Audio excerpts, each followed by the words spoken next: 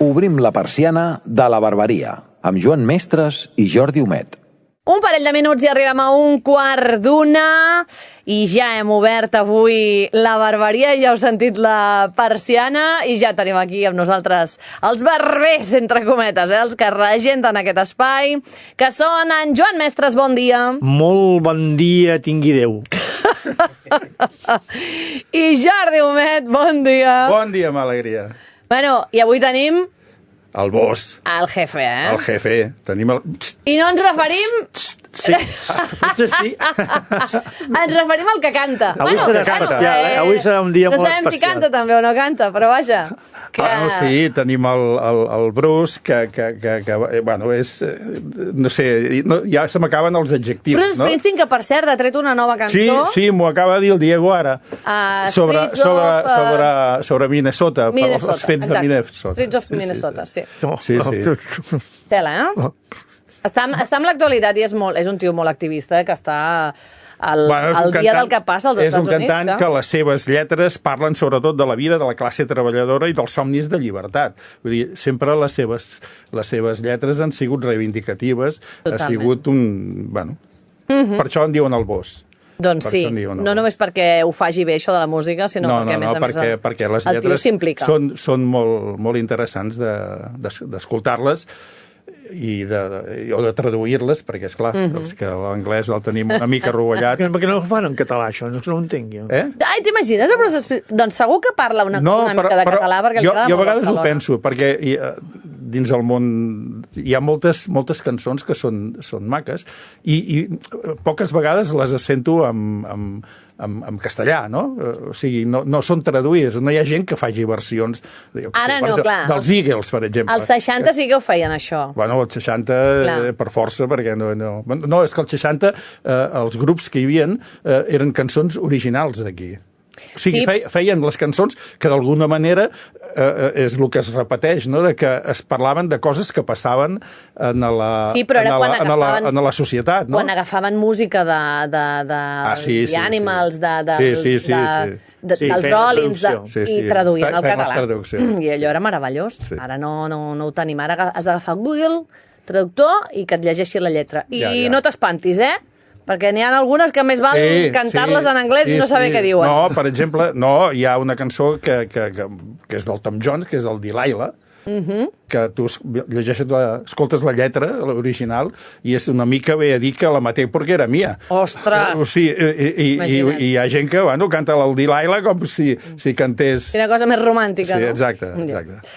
Va. Bé. Ja tenim un dels caps, un dels jefes, de boss. Anem a l'altre. Bé, avui us volem presentar una persona amb una història de vida extraordinària. Va néixer l'any 1968 en un petit poble rural de la Índia, en el si d'una família molt humil, marcada per la pobresa, la penúria i el menyspreu social cap a la seva casta, els anomenats intocables, la més baixa del sistema de castes d'indi. L'arribada d'un missioner catòlic al seu poble va suposar un punt d'inflexió i l'inici d'un camí gens fàcil, però ple de lluita i esperança.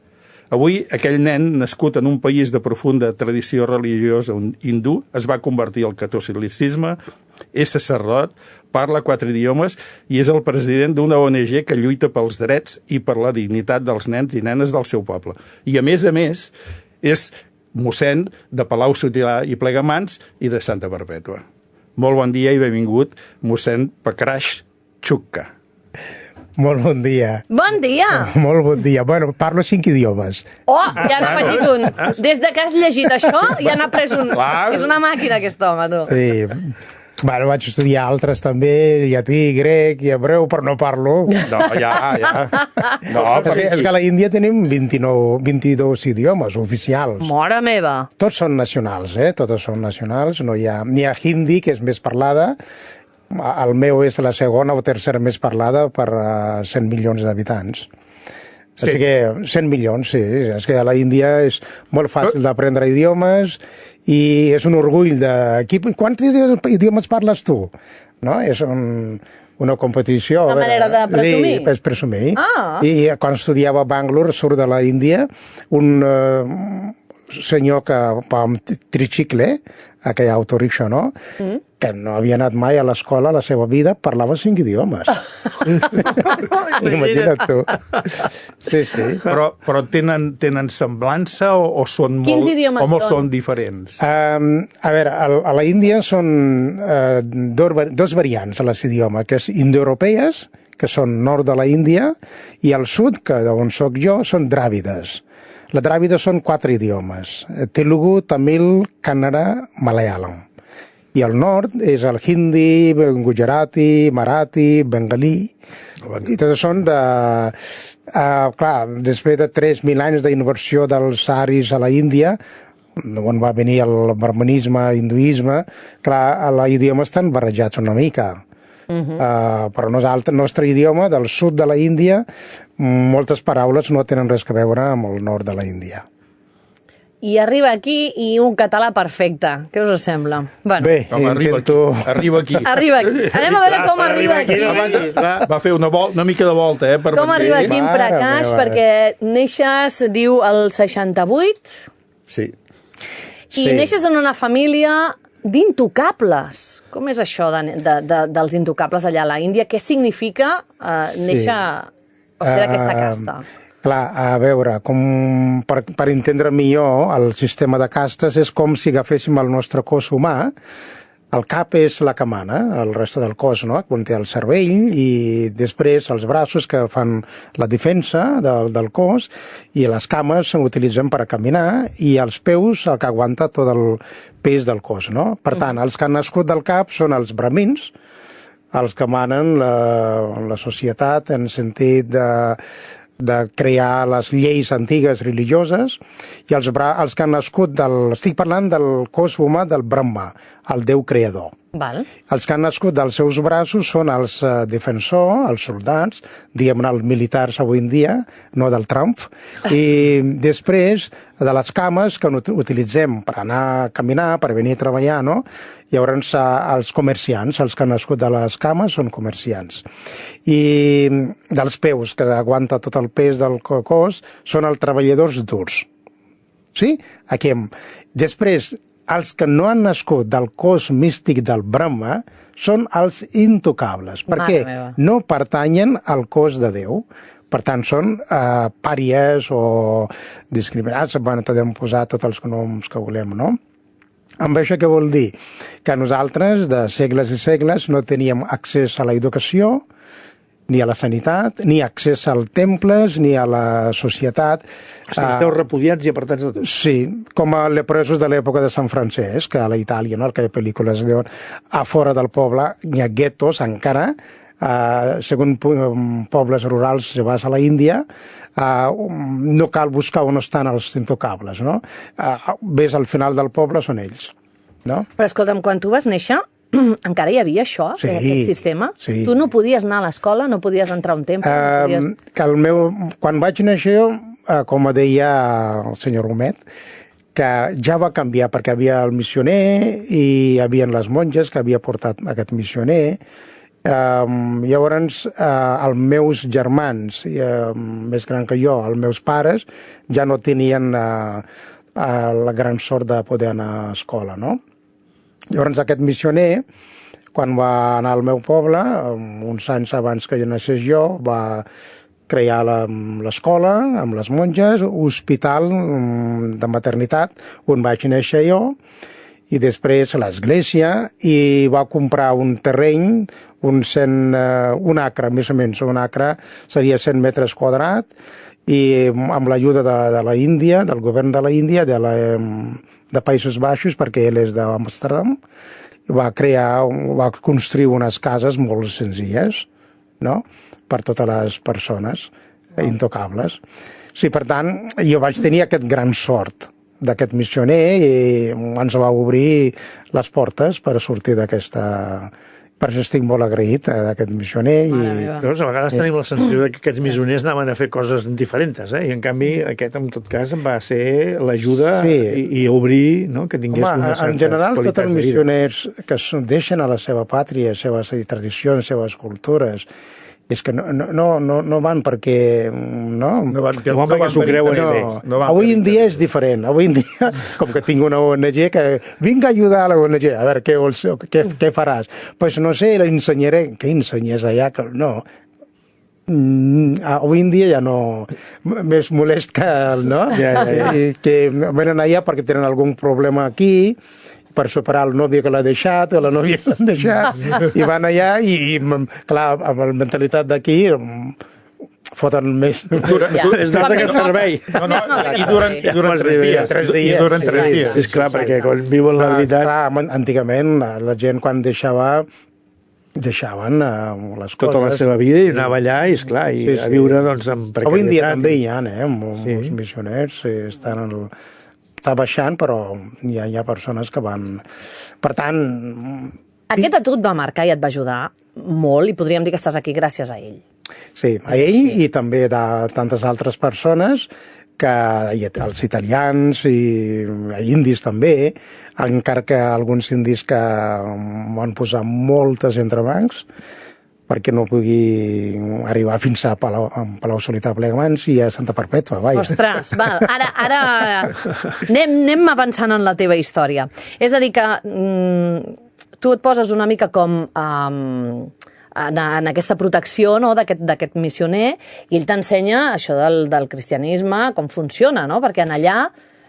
Sí, a veure, jo no vaig tenir gaire contacte amb ell, perquè ell va marxar del poble quan jo ja tenia la consciència, no?, d'infància. Quan va entrar al meu poble, va veure els meus pares, els meus avis allà estirats, i llavors aquest home va anar allà a tocar els nens, menjar com menjaven ells, i els meus avis i pares flipant, un blanc, i a més tocant a nosaltres i menjant les coses nostres. Tocant vols dir que ningú us podia tocar? No podien tocar, seran contaminats pels hindús. La gent no us tocava? Exacte. Ni tocaven... Eren apastats. Però entre vosaltres sí, entenc que sí. Però si et trobaves amb algú, si la gent... Casta alta no. S'apartaven quan... S'apartaven. Antigament, fins i tot, quan entraven al poble, han d'anar amb una campaneta picant... Per avisar que arribàveu. Exacte. I perquè us apartéssiu tots. I tu això... No, això jo no ho vaig veure. Vale, però això tu de petit n'eres conscient de la posició que ocupaves en aquell món? Sí, per això estic aquí. Em vaig revolucionar. Jo mateix interiorment, no? Clar, jo era petit, però quan veia aquestes coses, que la manera que tractaven el meu pare, sobretot, a la meva mare i els meus germans, els de casta alta, no? Perquè aquí dir per nom, per exemple, a tu, Gemma, perquè tu ets més petita que jo. El Joan, per exemple, és més gran que jo. No puc dir Joan. Li he de dir senyor o el que sigui, no? Doncs el meu pare tenia certa edat, que és més gran, clar, un nen més petit que jo, d'altra casta, i li diu pel nom. I això em va empipar molt, no? No es pot fer. I moltes altres coses que feien, i això. I per què jo no puc ser com ells? Clar. No, jo també sóc una persona, tinc les mateixes coses que ells. Només és que no tenia recursos, com ells tenien, no? Tenien propietats, tenien això. Per dintre ja era revolucionari. No vaig dir per fora, i ja anava pensant, què faig? He de fer alguna cosa. He de sortir d'aquesta misèria, he de sortir d'aquí. I per això sempre he tingut aquesta gana de sortir d'allà i lluitar, encara que no tenia tantes possibilitats. Primer volia ser mestre i no tenia recursos. Després volia ser policia. I impossible, imagina't com vols que arribi jo policia si sent intocable, no? I després el missioner mateix, veient la seva història, vaig recordar, el missioner també va fer coses bones, ajudar els altres, gràcies a ell jo puc estudiar tot això, no? Per què? Doncs vull ser com ell. D'aquí anava reflexionant, no? Vull ser com el missioner. Per ser missioner, doncs ha de ser capellà. Sí. I apa, vinga. Ostres. Però no era tan fàcil, No, clar, és que d'entrada havia de sortir. Si es va convertir al catolicisme, havia de sortir de l'Índia. Exacte. I llavors vaig jo amb el meu pare a veure el rector del poble, Llavors ja era un indi, perquè el missioner ja havíem tornat a Holanda, i li diem, i la primera cosa diu, tu, cap allà? On vas? Però tu on vas, hombre? De què vas? És de l'enteniment. Sí, te vols, te l'ajuda a estudiar, te pago la matrícula, i la matrícula valia potser 50 cèntims llavors, no? Ostres. I estudies el que vulguis, no, jo vull ser un sacerdot com vostè, però també pots ajudar als altres. Doncs vostè per què no ha fet això? I perquè s'ha fet cap allà, si volia poder ajudar. Per tant, jo sento que sembla que també Déu em crida per ser com vostè, com el missioner. No havies maneres. Ostres! No. Em va dir que no. Quants anys tenies quan... Just acabava de fer l'actual batxillerat. Per tant, 17-18 anys. I et deia que no? Dic no. I llavors fins i tot va cridar la monja que havia, també de la mateixa casta alta, i ella donant-li d'abogada del diable. I tu, a veure, que jo sento Déu que em crida, i els altres, no, aquí nosaltres no sentim res, Aquí no sentim res, que sí, que jo sento Déu. No. Vostè sent alguna cosa, senyora monja? No, jo no sento res, tampoc. I llavors, fins i tot amenaçant-me que, t'ho portaran a rentar els lavabos i... Et donaven les feines més brutes, no? Les més dolentes. I jo, a més igual. Jo deia, a més igual. Jo vull ser cap allà. Deixeu-m'ho provar. Exacte. I al final, el meu germà gran va enfadar molt, va enfadar amb ell, i al final el tio creu una carta contra, dient que no és apte per ser. Per tant, anem a un altre diòcesi, i allà sí que havien alguns intocables sacerdots, allà sí que em van acceptar. Val. Però no perdis, després de 2 anys, aquest capellà, enfadat, perquè se m'ha colat, no? Com vols que aquest, que vagi a l'altre diòcesi sense el meu permís. I va parlar amb el bisbe local, i el bisbe local va trucar al bisbe on estava jo, i vinga, maco, ets una molt bona persona, potser no sé què, però com el teu bisbe no vol que estiguis aquí, t'has de marxar. Uau. Després de 2 anys. Et van fer fora de l'església. Alguns bisbes tenen nassos, Parlant del bisbe, tots eren també de casta alta, clar. Tots eren de casta. Per favor. No vull posar-me medalles, però gràcies a mi, quan vaig arribar a ser sacerdot, vaig lluitar amb el Vaticà, i ara hi ha un cosí meu que és el primer cardenal intocable. Oh! Olé! Sí, el darrer conclave, el Lleó el va escollir ell era el conclave. És cosí teu? Sí. Home, nosaltres vam repassar tots els que hi havia, és veritat que n'hi havia un. Després, gràcies a la lluita, ara hi ha molts intocables. Sí que tu tens contactes bons, Recaix, home, allà al Vaticà tens gent, Ell truca al papa i li diu, papa, escolta'm una cosa. Papa, el meu papa ja no és, el papa va morir. Bueno, llavors et fan fora, i com et tornes a colar? Sí, i llavors, clar, gràcies a un altre capellà, llavors i ell, va veient la meva bona bondat, predisposició. Home, 2 anys amb la falta de mossens que fa falta, i en canvi no. Allà en sobren, allà en tenen molts. Ui, ara sobren allà. Clar, i aquí és on realment estem fotuts, aquí no. I llavors, clar, per això, ara sí que te tiren la catifa vermella aquí. Allà no. Allà, ara no. Un altre més. Hi ha molts allà.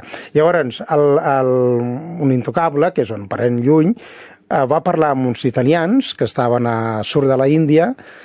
Escolteu, tinc una noi que és una bona persona, no sé, enviem-el, provarem.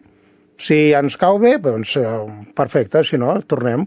Però ha tingut aquest problema. A nosaltres no importa de quina casta. No ens interessa això. Només ens interessa la persona. Clar, són italians. Un altre concepte, ja. És un altre món. Sí, els vaig caure bé i... Sí, no, I no perdeu. El capellà del rector del meu poble va anar fins i tot on estava jo, a la ciutat. Allà a buscar els italians. Però quin tio! Sí, dir-los, escolti, no sabeu qui teniu aquí? Exacte. I l'italià li va contestar, vostè és sacerdot? Molt bona Vostè és pregunta. sacerdot. Sí, considera, perquè sí, clar. i el Prakash està aquí perquè volem nosaltres. És no perquè sigui intocable o sigui de casta alta. I van a la cua i van marxar. I vinga. Després d'un any anem al poble, a l'italià, Giovanni, jo, anem a la rectoria i ens convida a dinar, tot amable. Mira. Sí, pensava que potser venen aquí per donar-me mala notícia que perquè li fan fora el Prakash, no? No, diu el Giovanni, en anglès, no? Li diu que mira, ja hem decidit enviar el Prakash a fer un any d'estudis prop a Milà, in Itàlia. És com tirar un bomba atòmic. Se li van nuegar a menjar, no? Però mira, no perdis. S'aixeca el tio, se'n va a la seva habitació a dalt i no va baixar més. Oh! I el seu Mare amic, meva. i espereu que vaig a preguntar, i baixa, i diu que no es troba bé, i mengem i ja podem marxar. Molt bé. Va ser la darrera vegada que li vaig veure, Menys mal. Era el 90, l'any 90.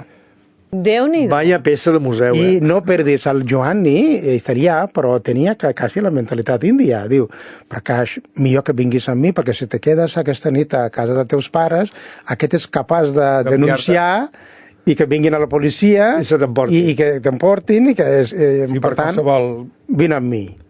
Mare meva. Clar, la intenció tenia jo aquella nit estar a casa meva, Clar. saludar els meus pares, Clar. dir-ho adeu.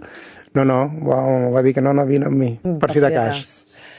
Total, que te'n vas a Milan. Milà, exacte, la 90, arribo a Roma i no perdis, surto de l'aeroport, bueno, a l'aeroport mateix veig la minifaldia i veig, mare meva, on estic aquí? Què fan aquestes dones? Esto què? I surto al cotxe, Les italianes. que em venen a buscar, veig joves allà sentats sobre un sobre l'altre, menjant de petons. Com, mare meva, què passa aquí? Jo pensava que a Itàlia serien tots amb el rosari, amb sotans. Sí, allà al Vaticà, clar. Clar, és que... La imatge que tu tenies era la que et pensaves tu. Sí, les pel·lícules que ens posaven quan estàvem al seminari. I, mare meva, arriba a l'habitació, no perdeu, plorava. Ploraves? Per Sí, què? perquè on estic? I jo, Esclar, On t'he anat a parar? el contrast va ser tan un bèstia. italià que no entenc. I tenia 22 anys amb això. Tenia 22 Clar, però anys. amb un nivell de cultura Ja, com el que però- tenia. però Que no havia sortit de de cop i l'Índia. volta. què va. Primera vegada que Primera sortia. vegada que sortia de Clar. I el viatge amb avió, què? Molt, això sí, em va... li va fer gràcia. Sí, m'acompanyava un italià. Sí, però Sí, sí. no et va fer por? No. Tot el contrari. No, li va fer Però li por va quan fer por per arribar allà. Clar, I les dones italianes. només tenia ganes de sortir d'allà Ja. I les italianes, que són allò, aquells Però- temps voluptuoses i Llavors tu cridaneres. vas anar a estudiar i vas una mica com a aïllar del... O què? Vale, llavors em vaig estar 3 dies a Roma i després em van enviar a Sardenya per aprendre italià, perquè clar, el curs començava aquí en setembre. Jo vaig arribar en abril, perquè allà a l'abril s'acaba l'any acadèmic, no? Llavors, durant l'estiu, primavera-estiu, a Sardenya vaig aprendre italià. Va anar de vacances. Carai, tu. Vacances, exacte. Va anar de vacances a No Sardenya. perdis parlant de vacances. Em van portar a la platja. No havies anat mai a la platja? No. A una platja? Primera vegada que veia la platja, però el problema no és de la platja. No, ja El que hi havia a la platja. Veig una noia guapa, topless, i jo, mare meva, m'han picat. Prakash, era la primera vegada que veies dos pits? Sí, Mare meva. sí. I llavors, Què pensaves tu? O sigui, estaves espantat o estaves al·lucinat? O... al·lucinat i confós també. I clar, jo vaig de capellà. I de cop i volta et posen els pits a la cara. Però què és Però això? amb els companys o la gent que estaves, no et deien... No, No, era únic indi, tots eren Clar, tots estaven- d'aquí, clar. Tots estaven acostumats. I ells Ja, tampoc no no, sabien però- com era cultura Clar, índia. Clar, i ells devien quedar parats I- que tu quedessis... En lloc d'ajudar-me, no? un company diu, Prakash, com va la fe? Cabrón. Encara fotent-me la bronca, no? Home, allò va ser una prova de foc, també, no? De dir, uau, descobrir un món en el que podies haver viscut perfectament, integrar-te com a civil, no? Ha de ser un xoc, ha de ser un xoc. Home. Sí, un xoc. I clar, a la Índia, parlar amb una dona no era una cosa normal. Quan una noia parla amb tu, pensa que a casa pots estar enamorada de tu. I clar, jo tenia aquesta mentalitat. I arribo a Sardenya, que hi havia tantos joves, una que li caia molt bé, Jacinta, i parlava tant amb mi, i m'abraçava, i feia que, ara què li passa, no? Ai, que se m'ha enamorat, no? Sí, estava enamorada de mi. Jo, bueno, mira, ens va sortir, no? Però, vaja, un problema. Llavors, ara em sembla que va fer monja, ella també. Sí, home, va perdre tu i va dir, jo em faig monja, també.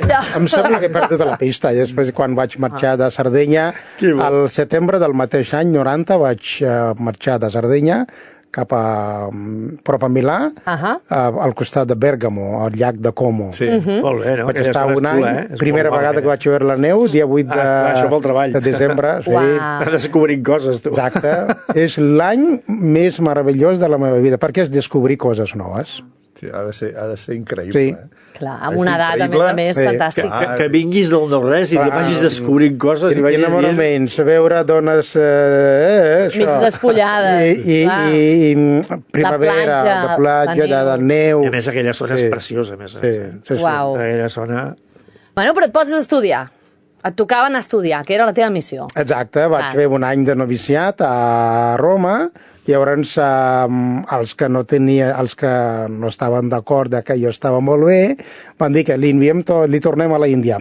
La intenció era així, que jo vaig venir per un any. Sí. I llavors els que em veien que aquest s'ha adaptat molt bé, que li podem ensenyar més coses, diuen que no, es quedi a Roma, que estudi 2 anys més a Roma. Llavors m'hi a Roma. Ostres! 2 anys, i vaig estudiar 2 anys, es diu postnoviciat. I mentre que feia postnoviciat estudiava teologia, perquè filosofia havia fet a la Índia. I llavors vaig fer 2 anys de filosofia, 2 anys de postnoviciat, a Grottaferrata, al costat de Rocca Priora i Rocca de Papa, on va el Castel Gondolfo. Exacte. Sí, al costat, està tot. I llavors, després de 2 anys, em volien enviar a la Índia, i em quedava un any per acabar estudis de la teologia. I llavors sempre hi ha, entre el dia de nit de les persones, i arriba el general, el màxima autoritat de la congregació, i diu, no l'enviem a la Índia, l'enviem al Prakash, com l'Agrada Cultures i Llengües, és això, i enviem a Teià. A Teià? A Maresme. A Teià, el nostre Teià. Sí, el nostre. A Maresme. A Espanya, l'ambient d'Espanya. Concretament a Teià. I bueno... Sí, i jo no sabia on estava Teià, ni sabia que existia que Catalunya, ni català, i pensava que només parlaven espanyol. I tenia 4 companys a Bèrgamo, on mai m'havien parlat de la situació d'aquí, no? I arribo aquí, doncs, 93, a l'agost de 93, i continuo i... Amb la platja, continues amb la platja amb les noies prenent el sol. I també m'enamoro. Aquí també. D'una catalana. Clar, normal. Aquí també ho ensenyen tot, aquesta. Sí, això ja... Ja estava acostumat. Llavors ja ho tenia superat. Ja havia passat la reflexió. Estava occidentalitzat. Ja m'anava convertint-me, no de pell, perquè continuaré sent de moreno, però de l'interiorment anava fent-me europeu ja. Exacte. Sí, ja amb la mentalitat, la manera de pensar... Hi ha coses d'infància que són darrere. Clar, darrere ningú els treu, això. Però sí, m'anava superant, clar, des de 93 estic en Catalunya. 93 a Catalunya.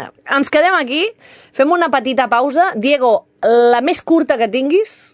Sí? No, el meu poble natal, ja està. Vinga. Pensava que anàvem en publis, veritat. El seu poble natal. Vinga. Mira. Bruce Springsteen. La Barbaria, amb Joan Mestres i Jordi Humet. Estic convençuda que avui en Bruce Springsteen ens perdonarà que li tallem les cançons d'aquesta manera, perquè segurament que a ell, si ens escoltés, també li estaria interessant molt la vida d'en Prakash. El 93 arriba a Barcelona, bueno, sí, a Catalunya, a Teià, i allà vens a fer què? A on arribes i amb quina missió o intenció? Vale, la intenció era, a Teià hi ha centre acollida dels nens, de pares problemàtics familiars, de la Generalitat, concertada per la Generalitat, i llavors mira allà per un any. Normalment, després de 2 anys de postnoviciat, ens envien a fer a la missió que toca el carisma de la congregació, no? Llavors m'envien allà per un any per fer activitats, conèixer la carisma. Llavors aquí, durant aquest any, perfecte. I llavors, segon any, m'ha tocat tornar a Roma per acabar els estudis. Llavors em diuen, no, que necessitem personal, t'has de quedar per un altre any. I és aquí on em va sentir una mica malament. Llavors la noia que venia allà a ajudar a voluntari, pues, ens vam enamorar. Però quan dius enamorar de veritat. O sigui, Sí, primera europea. La Jacinta no era una ficció. La italiana era un altre rotllo. Tu estaves enamorat, però per ella eres un més, no? Sí, aquesta, sí, la de Teià sí que a la primera ja... Un amor a primera vista. Ja es veia... No vam dir-ho a la primera, però mentre que anava veient gestos i això, però clar, érem molt jove. Per mi és primer amor d'així de... A més, directament una europea, no índia, no? I clar, la meva mentalitat, no sé com tractar una noia aquí enamorada d'això, i bueno, no va tardar molt, Després d'un any ja va petar això. Sí, no va funcionar. Sí. Però escolta'm, en aquell moment tu et vas plantejar de deixar tota aquesta... Sí. Sí, no? Sí, vaig deixar. Ho vas deixar? Sí, vaig deixar. La 95 vaig deixar, llavors vaig estar treballant, no per Déu. La primera empresa on vaig treballar, Pans & Company. Anda, que no! No m'ho puc creure. Clar, per arreglar papers... necessitava... Clar, jo estava com a religiós, com a convent, i llavors... Clar, va passar per legalitzar, i clar, ara tenen molt fàcil els immigrants. Tenim el dret, i ara... Torneu i fa 30 anys com era la situació. Això l'heu de treballar al dret. És que potser ens va servir un entrepà en precàs, ara no ho sabem. Clar. Sí que servia entrepà, sí. N'hi ha moltes coses. Una que ve, dic, posa'm entrepà de país i papes. Què és papes? En tot això, a més, tu aprenent català. Exacte, català i castellà. Ja. Sí, i llavors, mentre que estudiava... És que, bueno, no sé si molta... És que en el llibre no dic moltes coses. Explica el que no hi ha al llibre, perquè el llibre tothom l'ha llegit. Estaran escoltant aquí. I llavors, clar, treballava en Pans & Company i, a més, per completar, anava de jardiner a Sant Joan de Déu, a l'hospital. Ah, uau. I a la casa, a regar les plantes, a casa del senyor Gras, que era sogre de Sambranc. Uau. Sogre de Sambranc. Carai, tu quins contactes. Coneixia el seu... En tant veia la Marta, la seva filla, venia també. Sí, per tant, aquesta gent lo venia aquest dia. Molt bé. I després d'haver trencat la relació, i treballava en Pans & Company, i una que venia a comprar, estudiava la farmacèutica, s'enamora de mi. Jo no sabia res. Un dia em surt, em diu, tal dia que t'ensenyo al port de Barcelona. Vinga, anem. Vale, em porta al port. I la noia treu jo portava un anyell d'això de cutre. No, d'ella portava l'anyell, i m'ho treu. I m'ho posa, a tu te va molt bé, diu. Oi. No, ja està, jo torno i lo dono. Però no t'agrada, no. I a mi no t'agrada. Però les coses que et passen a tu. Però és que, aviam, ara riem molt, però és que tot era nou, això. Nou, i és una lluita per dintre. Home. Ara em diu això, que mira, una que ha fallat, i ara aquesta, no sé, vaig dir que no, Vaig dir que no, perquè jo tenia clar que això no estava preparat. Clar, llavors, en quin moment dius, bueno, mira, això de les dones potser no és el meu, deixem-ho estar, sento Déu que em torna a cridar. Llavors, després d'aquesta noia, quan li vaig dir que no, va plorar molt, pobra. Pobreta. Sí, i llavors al final vaig dir que m'he de concentrar perquè si vull conèixer una mica de cultura d'aquí, he de continuar encara més, no? I llavors tornem a la meva primera vocació, aquesta que em va de tornar com a missioner. Pues sí, però no de la vida religiosa, sinó de diocesana, perquè la meva intenció sempre era de ser diocesana, d'una diòcesi. I estar amb la gent, perquè clar, quan tenia ganes d'ajudar, aquell que deia quan era infant era revolucionari, que per què era revolucionari? Que jo també vull arribar a lo més alto possible per poder ajudar canviar tot això i poder ajudar la gent que ho necessita. Aquest era el motiu i per això vaig dir que clar, si estic a la vida religiosa no tindré tantes recursos. Vaig dir que vaig per aquí. Amb la gent. I sí, aquí no vaig tenir cap problema amb el bisbat de Barcelona, no havia cap problema, i em van acceptar, i em va ajudar també a uns quants capellans, però a partir d'aquí ja era fàcil. Eres el primer indi aquí? Sí. Primer indi ordenat per un bisbe català. On et van ordenar? Catedral de Barcelona. La Catedral de Barcelona. Carai, tu, per tot l'alto, Al tot a Catalunya, seguríssim que sóc el primer indi ordenat, d'origen de la Índia, i molt probable tot l'estat espanyol també. Caram. Hi havien vingut missioners, però ordenat aquí em sembla que sóc el primer. Bueno, fins ara hem rigut molt. Fins ara hem rigut molt. Hi ha moltes coses a vegades que... No, però és normal que la seva experiència fos quasi bé traumàtica, no? Sí. Perquè... Jo he dit perquè és la ràdio, mira, la gent sempre entretenir-ho, perquè riguin una mica... Mira, però t'he de dir que el teu testimoni és fantàstic, és increïble, val un imperi, perquè jo crec que si he parlat amb 10 mossens al llarg de la meva vida, amb ningú he pogut o he tingut la confiança mínima per preguntar-li com va ser el seu procés. I en canvi tu ens l'estàs regalant i és meravellós. Sí, no d'amagar res, perquè, a veure, tard d'hora, encara que no la sàpigui la gent, jo he volgut fer aquest llibre, perquè anava a la parròquia i me preguntaven com a vosaltres, però com has vingut aquí? Clar. És normal, no? Com has vingut a parar aquí, no? Exacte. Aquesta noia que ha escrit aquest llibre, que vivia a Palau, sobre els pisos de la rectoria, i un dia es presenta al despatx i vaig veure aquest indi. I ella, segons ella, que quan va sentir que venia un capellà indi, pensava que vendria un turbant, no sé què, i llavors que, dona, no, jo ja porto ja un temps aquí en Europa. I llavors ella, que li vaig explicar, és periodista, i va preguntar, clar, va venir aquí a fer xerrada, i llavors ella va preguntar, i puc fer el llibre? Sí, a mi també m'agrada, perquè ha d'explicar i tothom també coneguin, i sí, quan l'explicaven no l'entenia ella. No, jo això no l'entenc, mossèn.